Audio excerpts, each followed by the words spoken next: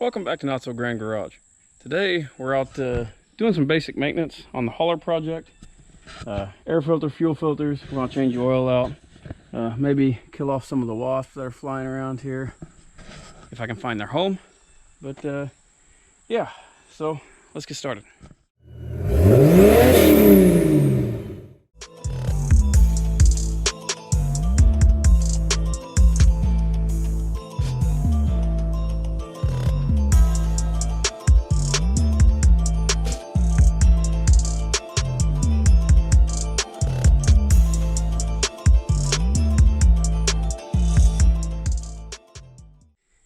So I've already changed this air filter out, as you can tell, nice and clean, and reset the monitor on it. Easy to do this. You take this bolt loose, this band comes off, and this whole end comes off. The filter comes out, swap it out. Real simple. Fuel filters, I've also already changed those out. I have not tried to reprime the system yet, but basically this is one of them. This has got the water separator built into it, and there's another on the other side. Same deal, spin them off. If you want, go on and pre-fill them with diesel fuel or ATF, something like that. On these older engines, it doesn't really matter. On a newer one, I'd stick with diesel fuel. But yeah, pre-fill them, thread them back on. Once they're back on, there's a primer on the other side.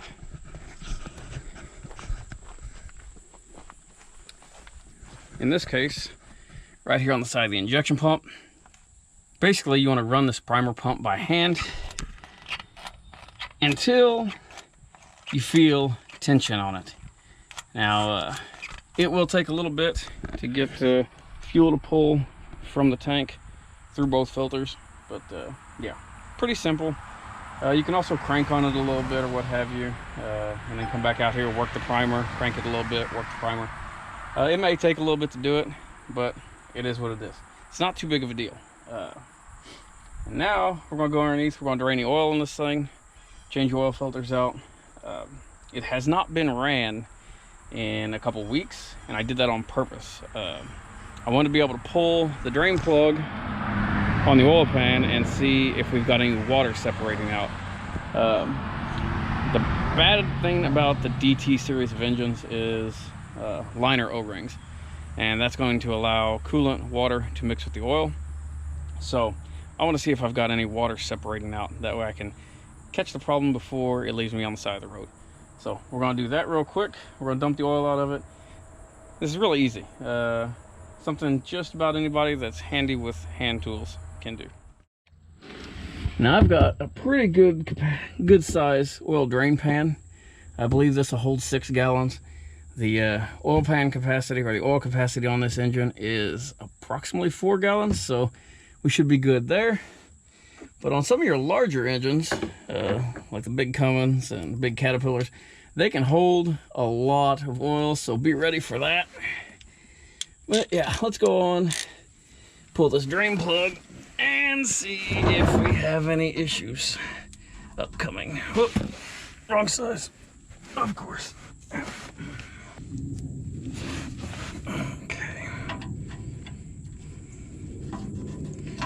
Now, water will pass by the threads a lot easier than oil will, so probably won't even have to loosen.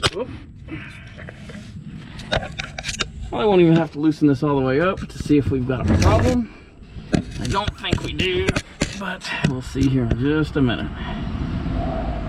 Typically speaking, at this point, oh yeah, straight black, nothing clear. It's a little on the thin side, but it's overdue for an oil change. So doesn't look like we got any water in it.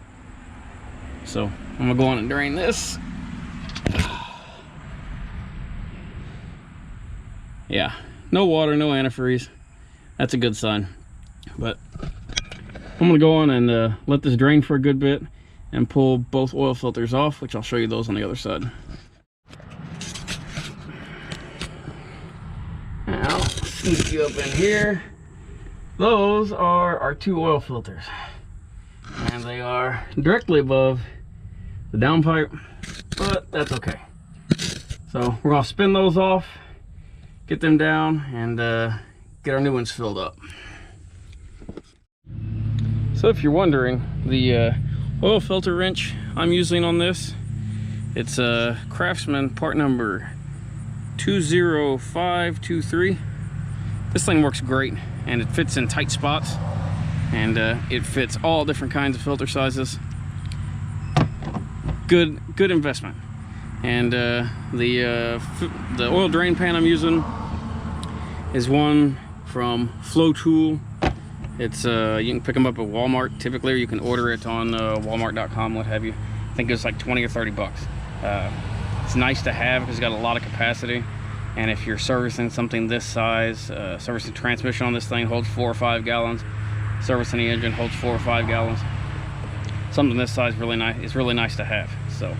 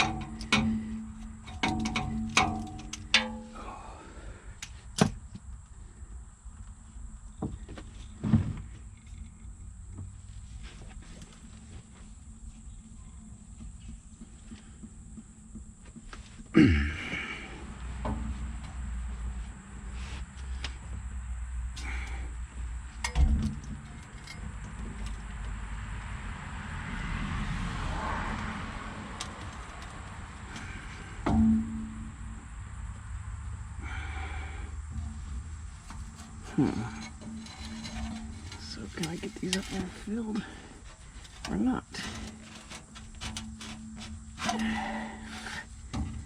Does not look like it.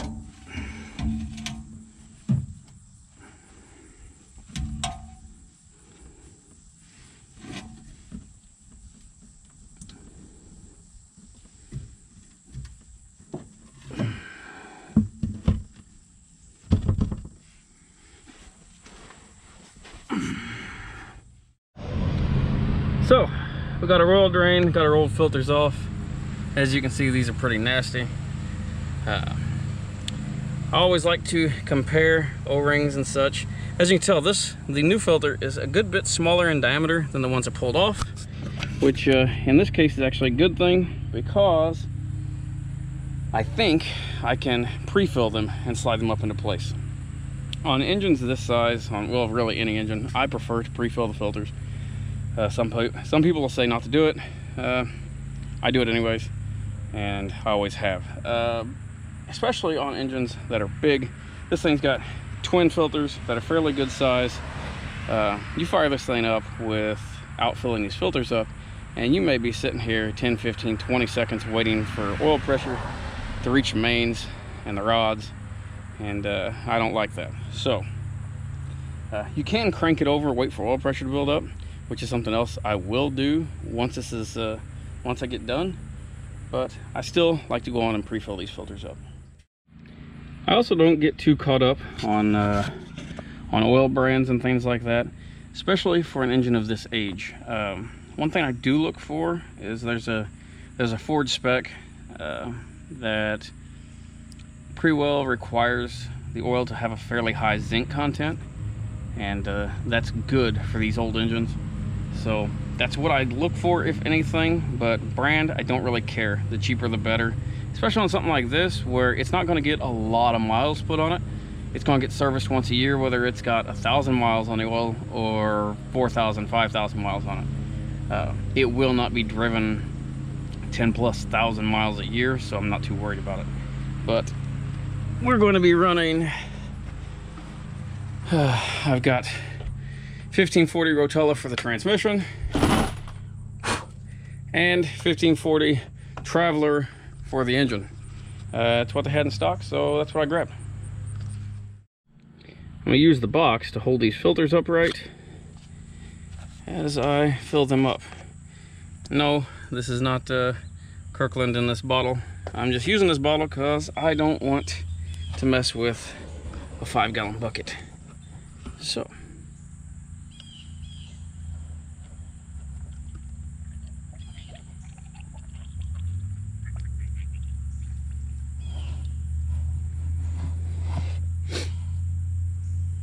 We'll let that percolate a little bit, top it back off, and work it back up in there. Alrighty, got our new oil filters on down there. Got them filled up and ready to go. Now we need to fill the oil pan up, and we'll be ready to crank it over a little bit.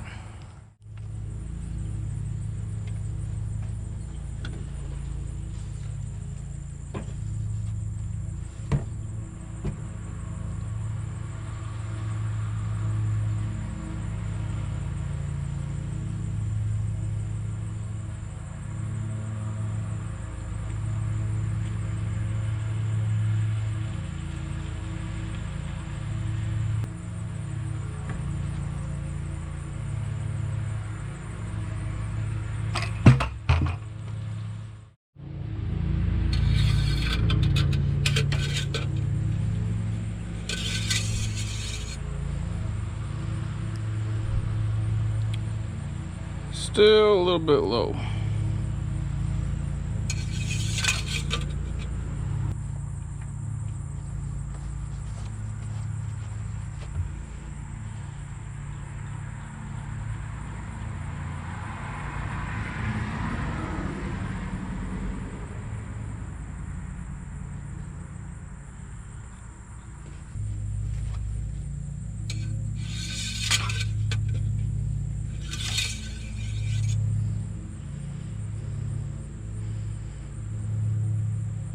Almost there. Well, there we have it. We've got everything on it serviced out that I'm going to for now. I would show you cranking on it and building oil pressure and stuff like that, but I've got transmission cooler lines to put on yet, and if I start cranking on this thing with no cooler lines on it, I'm going to make a giant mess, and I don't want to do that. So basically, in the case on this one, I'm going to keep the manual fuel shut off in the off position, and I'm gonna crank this engine over until it shows oil pressure on the mechanical gauge on the dash. And once that happens, I will get out and I will mess with continuing to prime the fuel system, and then that side of it will be ready to go. So in what, an hour or so, and hey, bugs, an hour or so and some hand tools, we've saved literally hundreds of dollars in labor fees at the local big rig shop or what have you, local truck stop. This stuff is straightforward. Just because it's on something big doesn't make it any different than your car. It just takes more stuff. This one's got 2 filters on it, for instance, 2 oil filters on it. It's got 3 different fuel filters on it. And it holds almost 5 gallons of oil, so that's okay though. It's doable and it can save you a lot of money. But anyways, I got a mess to clean up, and I'm gonna wrap this up here because I'm tired. If you haven't already, please subscribe. If you got any comments, questions, what have you, drop them in the comment section below. We'll see you around.